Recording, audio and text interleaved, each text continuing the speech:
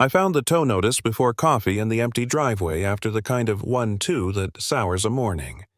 Karen and the HOA called it compliance, but Mrs. Pennington at the diner swore the flatbed rolled past at 11:30, 2 clocks, 1 agenda. 48 hours later, inside the courthouse beneath the flag and the bulletin board, the judge and our family signed a transfer order, and the room learned a new quiet. That's where the paper trail ends. It starts on my porch. Let me take you back. The gravel outside my bedroom window was silent, but the driveway told a story the moment I stepped out into the cool dark. Where Grandpa's old Ford truck should have been there was only a rectangle of bare dust and a slip of paper flapping in the porch light like a surrender flag nobody had signed. I picked it up. Tow, authorization, compliance, hold. The ink was still damp in spots, the timestamp just shy of midnight.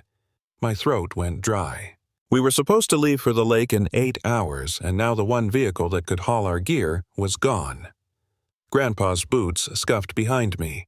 He carried his mug like always, steam curling against the moths batting at the porch bulb. His robe hung loose over jeans like he'd just stepped from half-sleep into a fight he'd been expecting. He read the slip once, twice, then blew across his coffee. "They think darkness hides the clock," he said.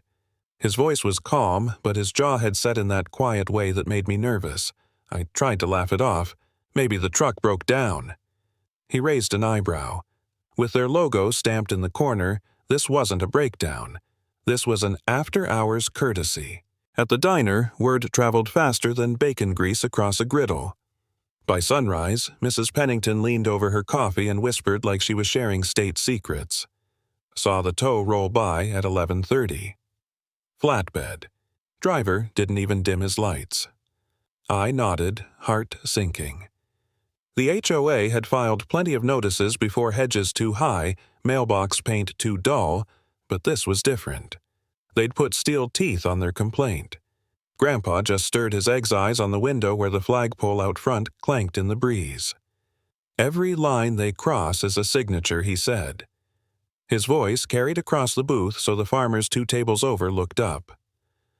"A boundary is a quiet signature." I felt the words settle in my chest like a vow. By mid-morning, the post office bulletin board held the latest newsletter. Right in the center, in bold type, the HOA bragged about swift action ensuring community standards. My hand shook as I pinned the tow slip next to it. Side by side, the timestamp and their newsletter contradicted each other. "Look at that," I muttered. Their own paper trail chewing its tail. Grandpa only sipped his coffee. Paper doesn't lie. People do. That night, I sat at the kitchen table, tow slip flattened under a book to keep it from curling. I traced the signature at the bottom. The officer's name didn't match the plate number Mrs. Pennington swore she saw. My pulse quickened. A mismatch, small but sharp, like a splinter under skin. Grandpa leaned in the doorway, mug empty, now expression unreadable. "Tow receipts don't change themselves," he said. The clock ticked past midnight. The silence between us grew heavy, broken only by the hum of the fridge. Then he set the mug down, each word deliberate. "We'll be at county records when they unlock. Bring the authorization if it exists." The county clerk slid a printout across the laminate like it might burn through. "Email chain," she said, tapping the header. "Sent from HOA Clubhouse." The timestamp blinked at me, 10 to 42 p.m. Well after the clubhouse sign said closed at 9. Grandpa didn't sit. He braced both hands on the counter as if steadying old lumber. "After hours," he murmured. "When answers are soft." I read the subject line twice. "Pre-approved tow corridor." As if our drive was a public lane. The footer bragged about swift enforcement for community safety. My thumb hovered over the print button like it needed permission. The clerk nodded. "Go ahead." The copier woke with a hollow cough. Thump. A green bar crawled and warm paper slid into my hands. I liked facts hot before they cooled into opinion. Across the page, the words looked official in the way stage props do convincing until you touch them. "May I see the bylaw that defines tow corridor?" I asked. The clerk's smile carried years of not getting involved. Public records room is down the hall. If a rule exists, it's on paper.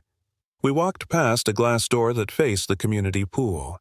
Even from the corridor, that clubhouse smell chlorine and a little sunscreen drifted through like a July memory. The lights were off inside, and the hours placard had a crack through the 9 as if time itself were getting tired of the job. In the records room, metal drawers whispered like they were remembering names. I pulled the plat book for our subdivision. Grandpa set his coffee on the table with the gentleness of a judge setting down a gavel. We traced the fence line on the scan, the little triangle by the creek, our driveway stub like a short sentence ending in a period. No dashed lane, no corridor, just our line as clear as the day the surveyor signed his name. I breathed out. If they're going to invent lanes, the least they could do is draw them. Grandpa nodded toward the copier. Print the plat scan. Sign the back with today's date. Paper should know what day it's living in. I printed 2 copies. The copier thumped again. The edges came out warm, soft as bread. I wrote my initials small in the corner. The clerk initialed beneath. The ink made tidy comets where the pen paused. We ate at the diner because paperwork is hungry work. The lunch crowd had already turned menus into fans. On the chalkboard, today's special leaned into mustard and memory meatloaf green beans roll. Sheriff Dalton took the stool 2 down from me and nodded like we'd been in the same conversation all morning. "Any luck?" he asked. "We've got an email that thinks ours are suggestions," I said, sliding the printout, "and a plat scan that refuses to show a corridor." Dalton squinted at the header, then flicked the page with a finger. "Clubhouse sending approvals after closing bold." He ate a fry, considered, then said it without drama. "Tau from a private drive needs an A-17 signed by an officer with authority and the property owner's consent unless there's an immediate hazard. Otherwise, it's a pretty story with a hook but no fish." "Do you have a sample?" I asked. He nodded toward the county binder on the shelf behind the register, the one with dog-eared tabs and coffee stains that made it feel like a cousin. I pulled it down. Form A-17, Private Drive. Removal Authorization. 2 signature lines. 1 checkbox for immediate hazard with a definition that required photos and a time-stamped call. I flipped the page over as if the second half might be hiding. It wasn't. Grandpa looked at me, then at Dalton. And if they can't produce that, Dalton dabbed his mouth with a napkin. Then the tow yard owes you a release, and the board owes you a refund. Maybe more than one. I glanced at the clock above the pie case. We were past noon. The lake felt farther away than miles. The toe slip in my pocket crinkled when I breathed. Mrs. Pennington drifted by with a pot of coffee. "Heard the clubhouse lights were off by 9, she said, topping us off without asking. "But my cousin's boy drives the flatbed and he swears they told him to hurry, community safety." You didn't hear that from me. Grandpa warmed his hands around the cup. "Safety is the word people use when they need the others to stop asking questions." I turned to Dalton. "Will you ask the tow yard to produce the A-17 with signatures?" He shrugged in a way that meant yes. "Send me your copies and the plat. I'll put them in the file. Meanwhile, you request the form yourself. Paper wants to be seen." We headed back to county, and the clerk met my request with a thin folder that promised too much by being so light. I opened it on the counter. No A-17. Just the email we already had and a note photocopied from a legal pad, verbal clearance per compliance chair. I let the silence sit until the copier coughed again somewhere down the hall. The clerk didn't fill it. Neither did Grandpa. "Can I request the A-17 formally?" I asked. As in a records request with a date stamp, she slid a half sheet toward me. "Fill this. We'll timestamp and email you when it's ready." I wrote slowly, printing every letter, adding our parcel number from the plat scan.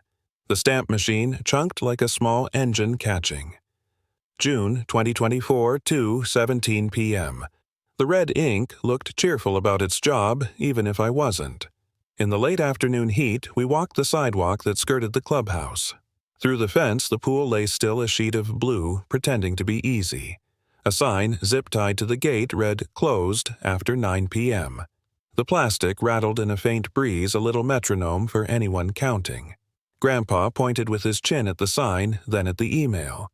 Their clock and our clock can't both be right. I took a photo sign, fence shadow the email page in the same frame, and felt something shift inside me like a drawer finally sliding home. The air tasted like chlorine and decision. We drove home with the windows down. The tow yard had transferred me to voicemail twice. The board office had said Karen was in meetings. I laid the newsletter from the post office next to the bylaw sheet I'd pulled yesterday. Curfew after 1 a.m. on one.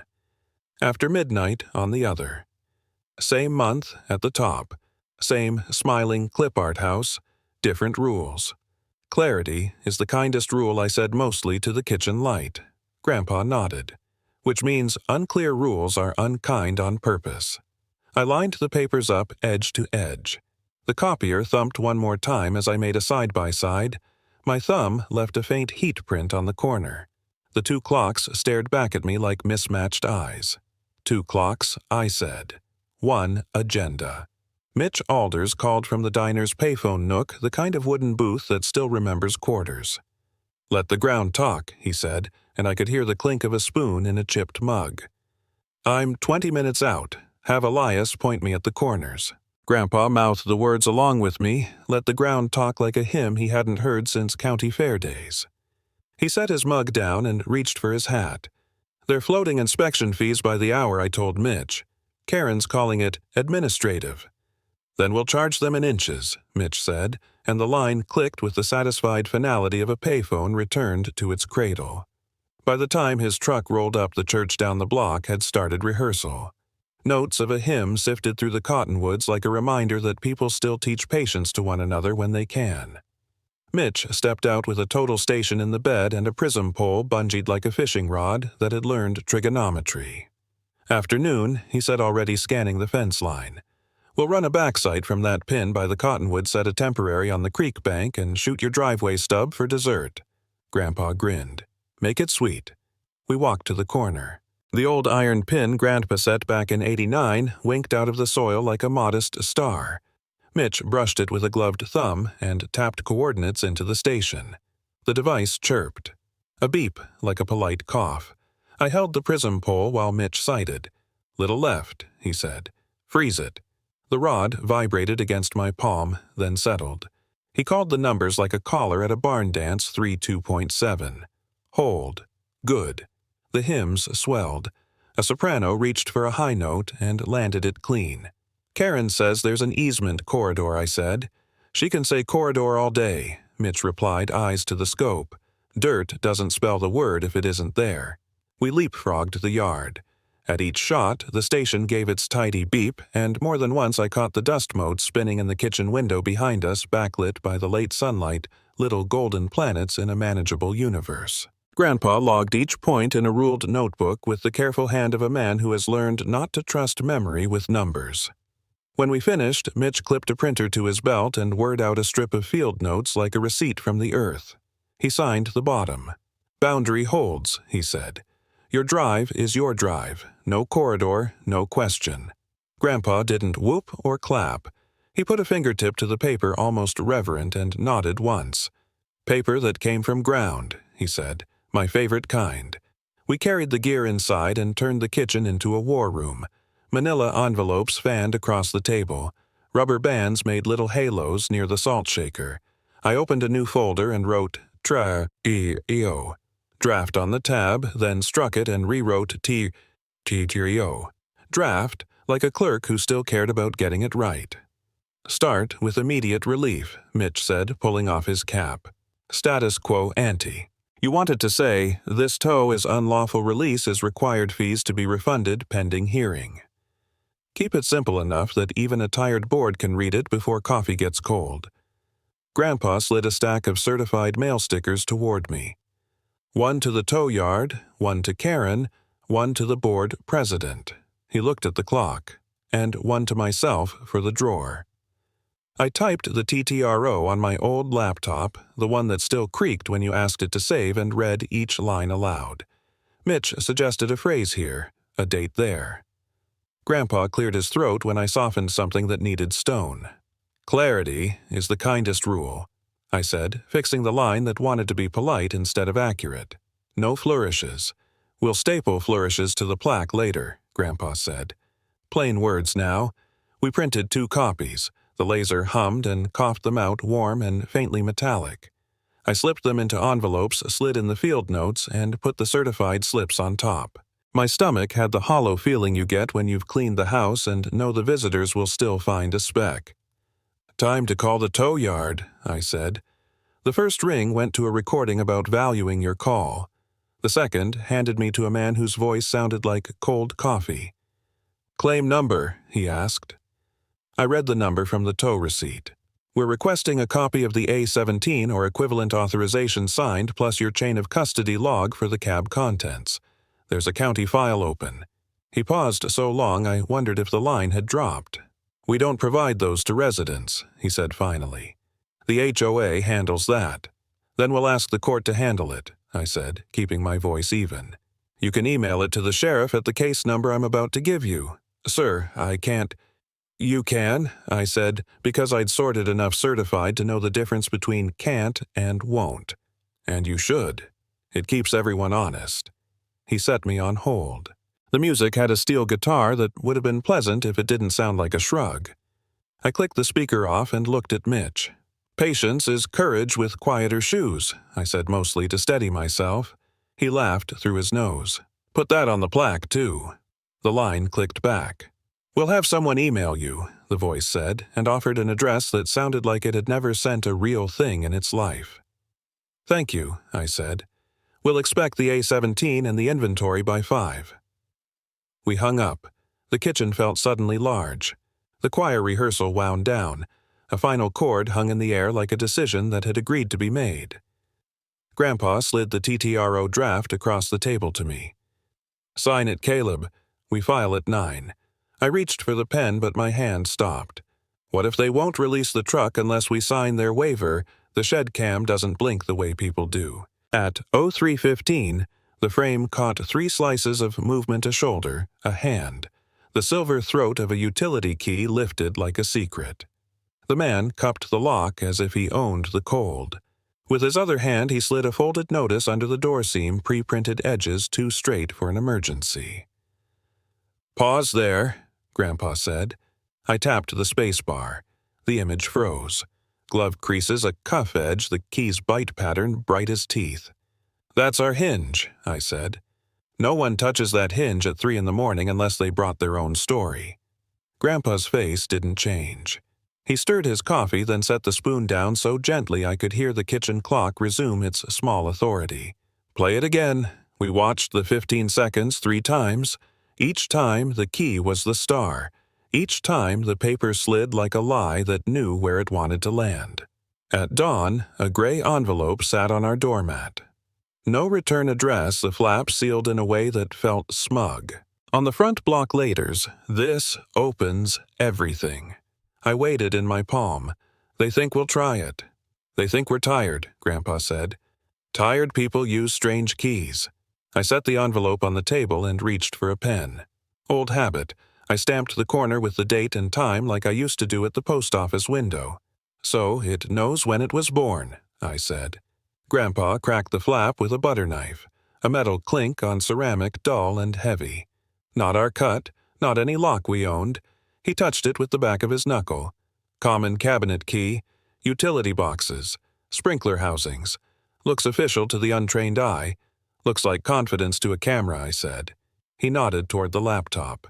Clip it, label it, send it. His voice belonged to a morning that had more work than sunlight. I typed the email to Sheriff Dalton, attached the 0315 clip, added a line that I could live with in court. Observed unknown individuals attempting entry with key and tucking pre-written order. No consent given, no hazard present. I hit send and watched the progress bar inch over the screen like a slow promise. Now we make sure the night remembers, Grandpa said. We set up the log sheet on the counter. He initialed every step, 0358 envelope opened. Key removed. No entry attempted. 0402 decoy lock prepared. 0410 UV powder applied. He traced the numbers with a careful hand. People forget, he said. Paper keeps minutes. Night doesn't hide. It keeps minutes, I said half to myself. He gave me the kind of look that says, write that down and don't get proud about it. We took the key to the shed in full daylight. The grass was still damp from the sprinklers and the sprinkler hiss hadn't entirely left the air. Inside the door jamb, we'd mounted an old bell from the feed store. It chimed when the lock shifted even a hair. I unscrewed our real padlock slid on the decoy and thumbed it shut till it clicked like a polite lie. "Ready?" Grandpa asked. "Ready." Back inside, I pulled the little jar of UV powder from the drawer where we keep extra batteries and a screwdriver that fits everything except the thing I'm holding. "Just on the key and the hasp," Grandpa said. Light tap, then a breath. I dusted the utility key, tapped the lid, and watched a fine cloud bloom and settle. I touched the powder to the decoy lock and the hinge, then logged the time. 04:22. UV applied to key. Hasp hinge. Chain untouched. "Call Dalton," Grandpa said. "Tell him we're preserving, not provoking." Dalton answered on the second ring voice, still thick with the hour. "I'm up. Send me the clip. I'll open an incident." "Sent," I said. "We've got a key and a fake order in the clip. We're logging with timestamps." "Good. Do not lock them in," he said. "Let them show you the next page of their script. I'll do a drive-by without lights." When I hung up, the kitchen clock ticked the only applause we were going to get. I printed the titre. Final, the pages coming out warm and steady. I signed above my name, passed it to Grandpa, watched his pen lay down the line, plain no flourish. We slid the order into a sleeve and added it to the War Room pile tow receipt newsletter email chain plat field notes. The stack looked like a spine. Before we set the bait any further, Grandpa said, "Let's make sure we won't be the ones caught." "We're not moving any lines," I said. "We're just making the lines bright." He smiled the way he does when a younger version of me shows up in the room. "All right then. Bright." We walked back to the shed and tested the bell, one quiet jingle enough to rattle a guilty wrist. The sprinkler timer clicked off, leaving the air so still it felt like a pause between questions. I pressed the powder into the groove of the decoy's shackle, then stepped back. "Log it," Grandpa said. I wrote 0439, decoy lock armed, bell functional, camera angle checked. We sat with the laptop open to quad view back porch driveway shed, door fence gate. The yard was a chessboard of light and shadow. My eyes ached in that pleasant way that only happens when order finally arrives after a night full of improvisation. Grandpa broke the quiet. "I'll make coffee. You find a quote for the judge." "Which judge?" I asked. "The one at our table," he said, and the kettle filled the space where laughter might have gone. We reviewed the TTRO one more time and attached the clip again because redundancy never hurt a person in a fight with paper. I added the log as a scanned sheet. Typed, filed, TTRO, evidence preserved, request relief, and notice. When I hit send, the laptop made the soft chime that always felt like a door closing exactly right. Outside, a crow tested his voice on the fence post. The light had the thin, honest quality of a day that would tell the truth even if it had to do it slowly. "Let's mark the key bag," Grandpa said. He slid the utility key into a clear evidence sleeve and wrote the incident number on the tab. "One more minute," he added, and held a UV flashlight over the bag. The powder bloomed like a constellation. "That'll read on a sleeve," I said. "It'll read brighter on skin." "Good," he said. "Then the night will do the talking for once." We waited. The UV prep sat on the table like a dare.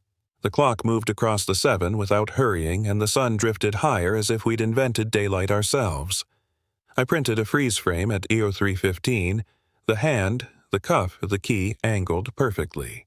I labeled the bottom with date, time, camera, and our parcel number. Grandpa taped it to a manila folder and set it by the door. "Proof," he said, simple as a vow. Then, just to be sure, I killed the overhead and cracked the curtain. The room turned to soft gray. I passed the UV light over the utility key on the table. It glowed bright, undeniable guilty on contact. Grandpa's eyebrows lifted. "That's the picture. Let's give them their close-up," I said. And the frame on the screen held frozen the utility key burning under UV like a small, truthful moon. The community hall smelled like coffee copier toner and a dozen casserole pans cooling on long tables. Outside, the flagpole ticked its halyard against the staff's small metal reminders that the wind had a schedule, even if the board didn't.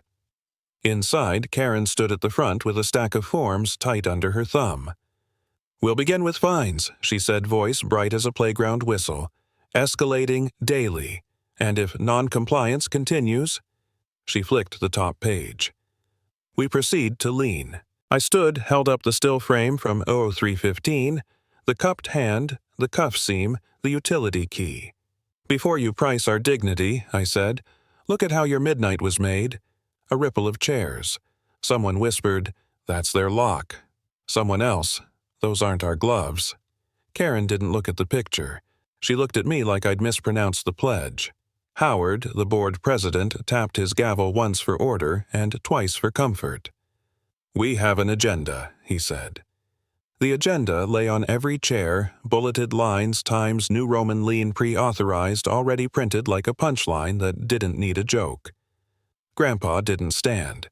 He never performed for people who were already looking. He lifted his hand from his lap just enough to point at the agenda. Pre-authorized. Before you heard from us. Before any vote. Karen smiled the way people do when they're auditioning for Reasonable. "It's a standard template. Then your template knows the future," I said. I lifted the still again so the projector caught it. The key's shine grew larger, almost obscene. "This is last night at 3:15. That paper under the door, it was pre-printed too. A neighbor 2 rows back, Mr. Davies, who mows straight lines like it's a sacrament, leaned forward. We pay you to keep rules, not invent them." Karen's jaw flexed. For safety, a throat cleared near the back. Sheriff Dalton had taken a chair without the uniform of ceremony, just a notebook and a patience that looked comfortable. He didn't speak. He didn't need to. I placed the manila folder on the lectern and opened it like a quiet cabinet. "This is our certified TTRO temporary restraining order filed this morning. It asks for no lien, no fines, release of property, and notice to be given before entry." I slid a copy to the edge for the secretary. "And this is the camera clip. Timestamp visible. You can hear the hinge bell if you turn it up." Karen cut a look toward the side wall where the bulletin board sagged under Lost Cat Flyers choir schedules and last month's bylaws summary. "We appreciate your enthusiasm," she said.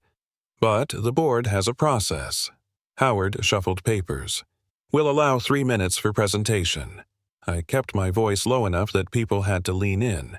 Righteous proof makes louder echoes. The line wasn't meant to be clever. It was a reminder to myself not to stomp when a whisper would carry. I cued the clip. The hall dimmed. The projector wash turned the ceiling tiles into a winter sky. On screen, the hand appeared. The key flashed, the pre-printed notice slid like a magician's ribbon.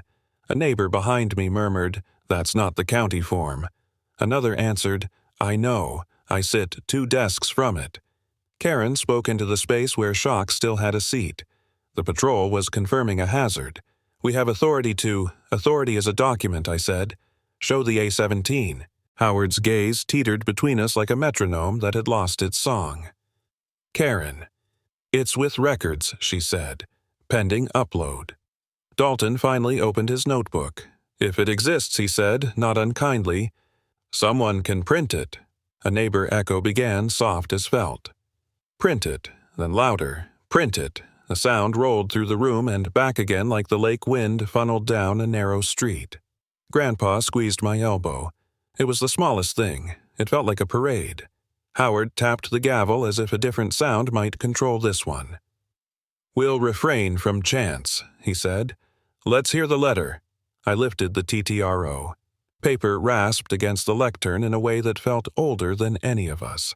Filed at 9:03, served by email and hand delivery. It asks for an immediate stop to fines and liens pending hearing. It includes the evidence of unauthorized after-hours actions and requests the truck's release. The room held its breath. Somewhere near the casseroles, a coffee urn clicked and then went quiet. Karen tilted her head. "It's not signed by a judge." "Not yet," I said. "But it is signed by time." I pointed at the stamp. Two clocks can't be true when they tell different stories. Your newsletter says curfew after 1. Your sheet says after midnight. You printed lean before any vote. Howard half rose like he thought altitude could help. We'll take counsel in executive session. That's not what the agenda says. Mrs. Pennington called standing with the kind of posture that makes a PTA nervous. The agenda says public comment. Let the comment be public. The hum of agreement was its own weather. I set the clip to replay with the volume up. The bell chimed small certain. Someone near the wall whispered, "She brought her own order." Karen leaned into the microphone. "If we allow this kind of disruption, we risk our insurance. We risk precedent. We risk neighbors," Mr. Davies said. He held the agenda high so the light caught its pre-printed lie. "You risk neighbors." The silent beat arrived as if it had been on the schedule all along, 3 full seconds, where the only sound in the hall was the flag halyard ticking outside and the brief embarrassed sigh of the HVAC. In that quiet, even Karen's clipboard seemed to understand how heavy it was. I folded the TTRO and slid a copy toward the secretary again. "Read it into the minutes." Her voice trembled for the first line, then strengthened the way a bridge does when a crowd steps onto it. Temporary restraining order. Request for relief. No fines, no lien release of property evidence attached. A murmur swelled. Hands met in a single round of applause that wasn't loud so much as unanimous. It sounded like agreement learning its own name. Howard raised his gavel, his face a compromise between pride and worry. The applause fell away in tidier pieces than it had started. Karen's eyes found mine and held not angry now so much as calculating. I collected the still frame and the USB. The projector fan spun down. Dalton closed his notebook without writing the last line. Howard cleared his throat. Given the filing presented and the unresolved documentation the board, he looked at Karen. She didn't help him. He tried again. The board will postpone action on the property listing until the documentation is clarified. He tapped the gavel softer than before, but somehow more final. Listing is removed for now. By late afternoon, the porch steps had learned the weight of half the neighborhood. Shoes lined the walk like punctuation. The air held that pre-storm hush. Missouri does so well even when the radar says clear.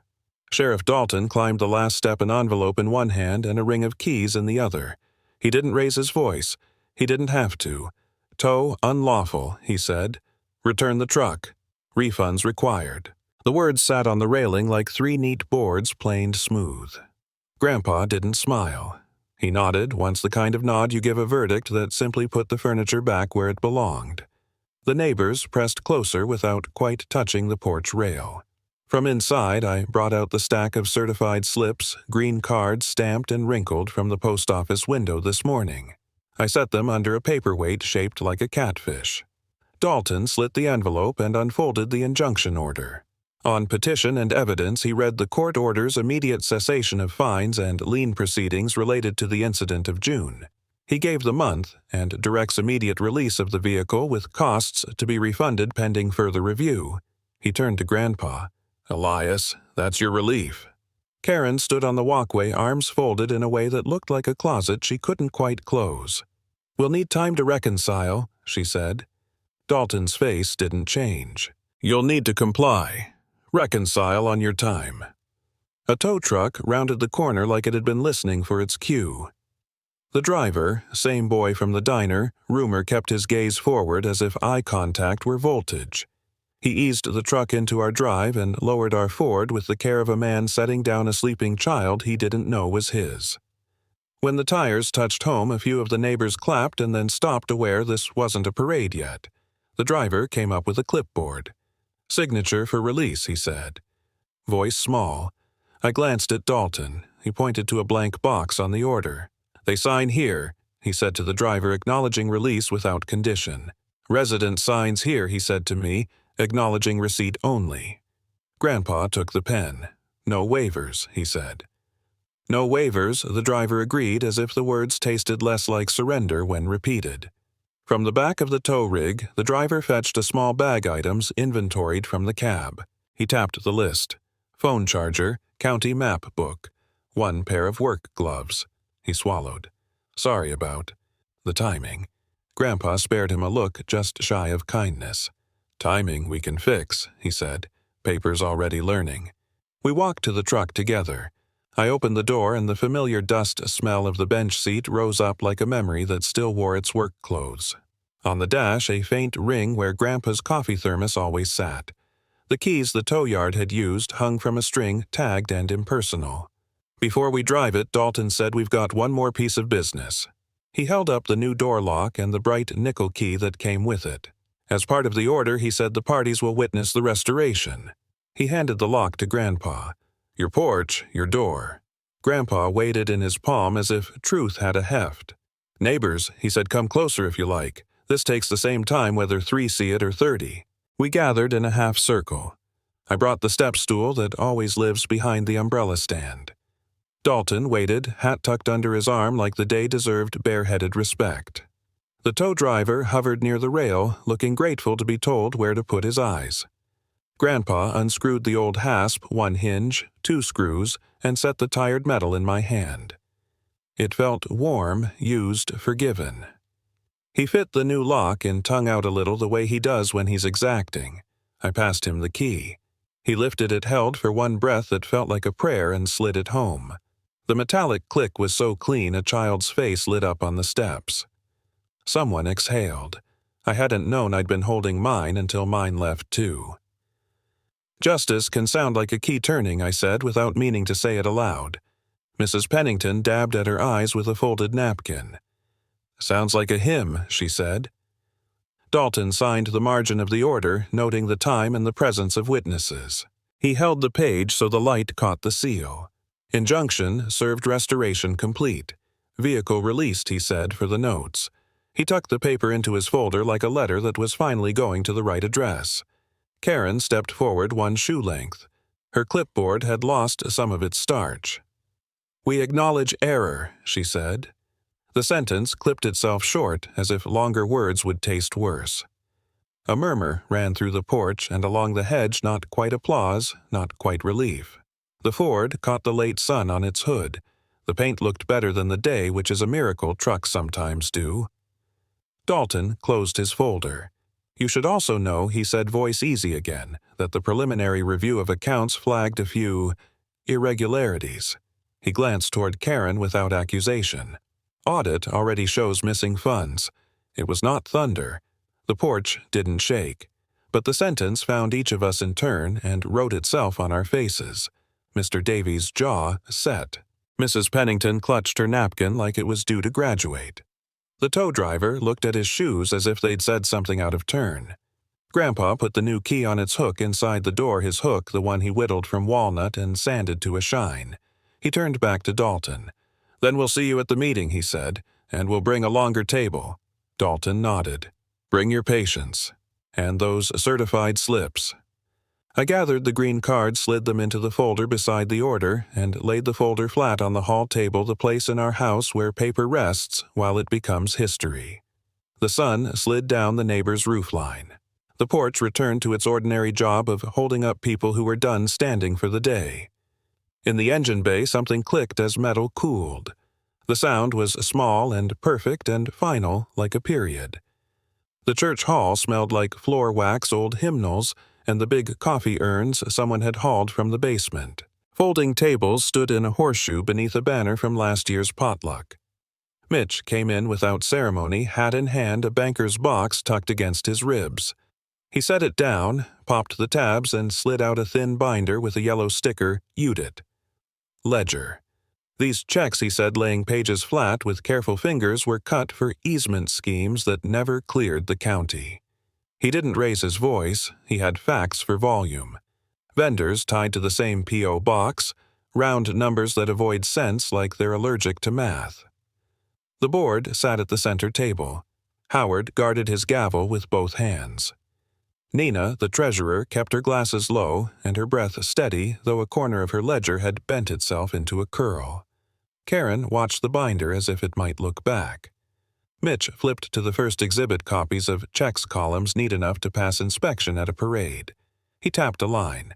This one says corridor flagging, but the plat never showed a corridor. And this one says boundary review. The county never billed it. He pulled a signed sheet free and slid it forward. Audit ledger signed and sworn. A hum settled around the tables, the particular pitch people make when the room's temperature changes without touching the thermostat. I stood by the portable projector with a folder of stills. On the first slide, I put a photo of the bright boundary stakes Mitch had planted, the orange ribbon flaring like small, honest flags. An echo, I said, quietly clicking to the next page. The line hasn't moved. Only the story tried. From the sanctuary, a choir line drifted on a last consonant and then faded the hush after a hymn that makes you think about doors you've closed kindly. It threaded into the hall and rested on our shoulders. Howard cleared his throat. "We'll hear public comment after the treasurer's report." Nina straightened her papers like a person arranging silverware at a wake. "Our balances reconcile to last quarter," she said. "But several disbursements lack backup from county or contractor deliverables. We have reached out." She looked at Mitch, not Karen. "We have not received answers." Mitch wasn't cruel. He turned a page gently. "I'm not alleging anything personal. I'm alleging arithmetic." He pointed at a date. 3 checks were cut within an hour on the same day as the tow. 2 memo lines reference easement corrections that never received permits. Not yet, not ever. A neighbor raised a hand. Where would it have gone? Into a developer's guess, Mitch said, if it had gone anywhere. That guess needed 10 feet of the greenbelt. 10 feet is a lot of lawn when it doesn't belong to you. Karen whispered something to Felix, the secretary, and the microphone caught the hiss of her S as if punctuation could save it. She looked toward the urns like coffee might be more obedient than math. "We were ensuring community safety," she said finally, quieter than her usual. "The board acted under advisement." From whom I asked. I kept my tone low. We were past speeches and into minutes. "Show the memo." Mitch tapped his binder. "There isn't one."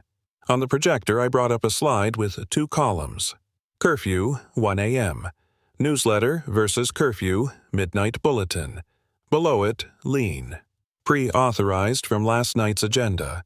I didn't say a word. Paper did. Dalton no hat tonight, just that worn notebook sat near the door. He hadn't written much. He shifted his pen between fingers and let the silence stretch until everyone noticed it stretching. Grandpa stood only long enough to place the TTRO and the injunction order at the table edge. Then he returned to his seat and folded his hands. The gesture said, "We've already done our part." Howard glanced at the ceiling, then at the ledger, then at the nearest neighbor, as if hoping to borrow a steadier face. He tried a sentence that didn't fit him. "We appreciate the diligence of our volunteers." Mitch closed the binder halfway. "Diligence is cheap," he said, not to wound, but to remind. "Transparency is an apology that walks." The sentence traveled from table to table like a message that didn't need envelopes. Some people wrote it down. Others just let their shoulders settle as if a chair had been offered where none stood before. I clicked to the photo of the boundary pin, the old iron one from '89, now standing proud beside Mitch's fresh stake. "This is the echo you can hold," I said. We kept the line. A woman from the back, new to the neighborhood, shy on other nights, stood with a check stub in her hand. "I paid a corridor review fee," she said. "Can I have that back?" Nina swallowed and found her voice. "If the board votes for refunds," she said, "we'll process them in order of payment date." Howard looked at the gavel like it might read a script. He raised it, then lowered it without striking. "We'll vote," he said. Karen's hand twitched as if to grab the microphone, then didn't. She kept her eyes on the binder's metal rings. Her fingers worried the corner of a sheet that didn't deserve it. I took a half-step forward, not to loom, but to be visible in the record. "Neighbors aren't clients," I said. "We're shareholders in the quiet, and we pay in praise or patience. Tonight, you're overdrawn on both." Dalton finally wrote a single line. The naib made a soft scratch. He closed the book. Motion. Howard said carefully to authorize a refund schedule for all fees tied to corridor or boundary reviews lacking permits and to suspend further such disbursements pending independent verification. He glanced at Nina, then at Felix. and to provide a ledger summary to residents within 14 days. Second, Nina said. Discussion, Howard asked as if the word could perform its own miracle. For once, Karen didn't speak. The silent beat returned long enough to hear the sanctuary door breathe, long enough to hold the weight of a choice. Vote, Howard said. Hands rose, enough to carry it. The air changed temperature again warmer. People don't cheer in churches, not the way they do in gyms. What happened sounded like relief remembering its manners. A few claps, a sigh that traveled, a hum that belonged to no one and therefore to everyone. I looked toward Mitch. He gave the smallest nod a man can give and still call it a nod. He slid the signed ledger to the clerk. "Copy this," he said. "Let the paper walk." The projector went black. The urns hissed softly as if water could approve. At the doorway, Karen stood alone. Not exiled, just isolated the way a thought becomes smaller when it stops being shared. The choir loft released a final whisper, a benediction the room had earned. Someone near the back, maybe Mrs. Pennington, maybe the shy neighbor, said it first. Then the rest of us answered not loud, not forced, but whole. Amen. 48 hours later, the Greenbelt Trail looked like a commons again. The grass had the bright, overwatered stubbornness of June, and the flagpole by the hall rattled its clips in a breeze that smelled faintly of cut clover and sunscreen. We gathered where the creek turns, and the fence makes its modest argument with the path.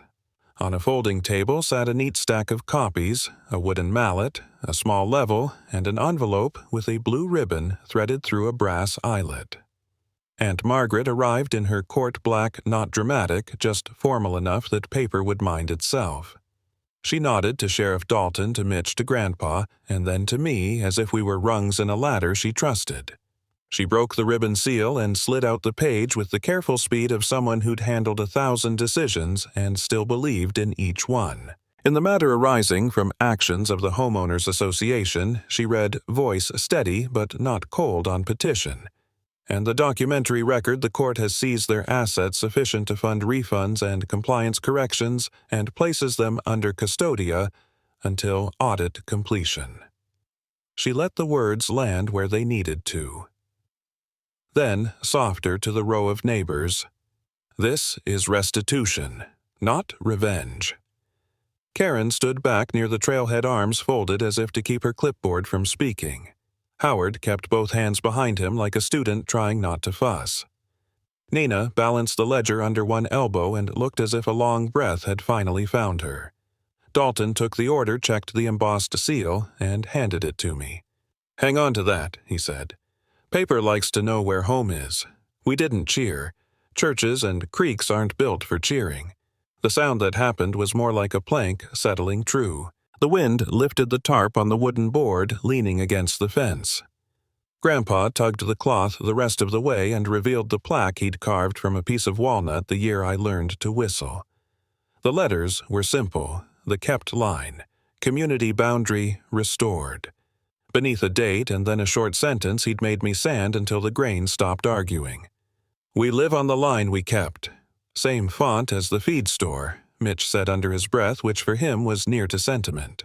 Aunt Margaret nodded toward the posts. "Let's mount it," she said, "and let's do it straight." Neighbors edged closer. Someone produced a cordless drill. Someone else passed the brass screws like communion wafers. I held the plaque while Grandpa checked the level and tapped the corner with 2 knuckles, a habit he swore steadied wood.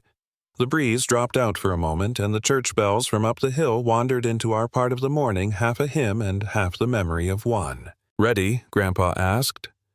"Ready," I said, and the word felt like a door fitted to its frame. He set the first screw, the drill's motor humming with polite authority. I leaned in and felt the walnut warm under my palms. Across from me, Mrs. Pennington pressed a hand flat against her heart. Others did too, without talking about it, a small echo we'd made more than once this week. When the second screw seated the plaque sat true, not a whisper of wobble. We stepped back. The board caught a bar of sun and threw it back without showing off. For a breath, no one spoke. The hush was not empty. It was full. Mitch broke it with arithmetic. "Refund schedule. Posted by Friday, he said, pointing to the bulletin board the volunteers had lugged from the hall. Names by order of payment. Amounts check numbers. We'll audit as we go. Howard cleared his throat. We'll also correct the conflict in curfew rules, he said, careful with each syllable. 1 clock for all. Karen stared at the creek the way people look at a window and see their reflection instead. She drew a breath that had more than air in it.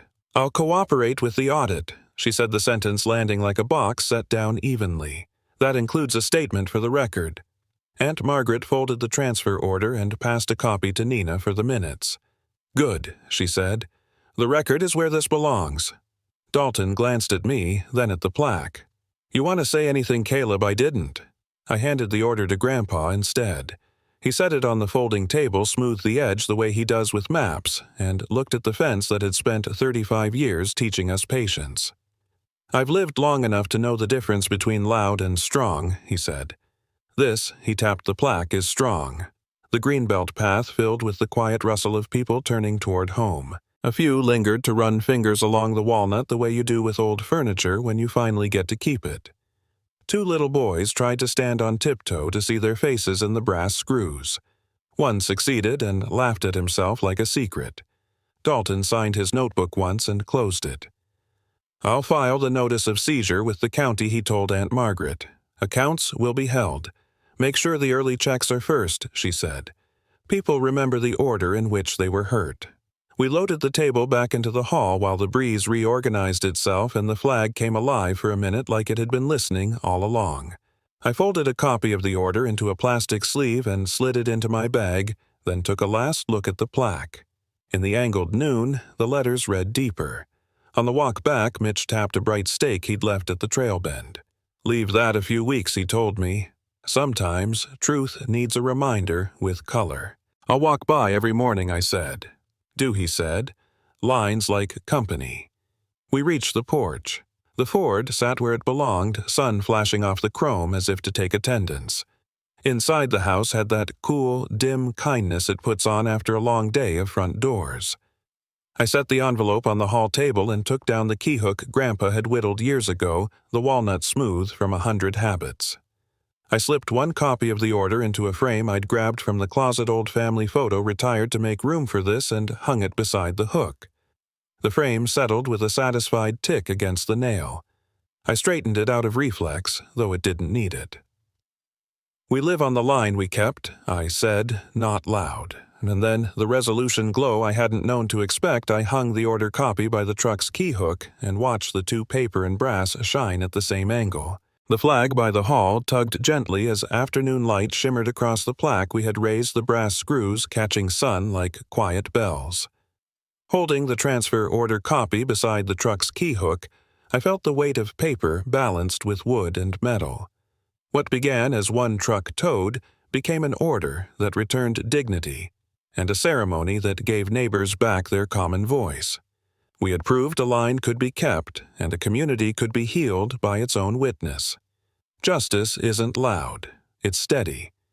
Share your HOA story below your map might help someone redraw theirs.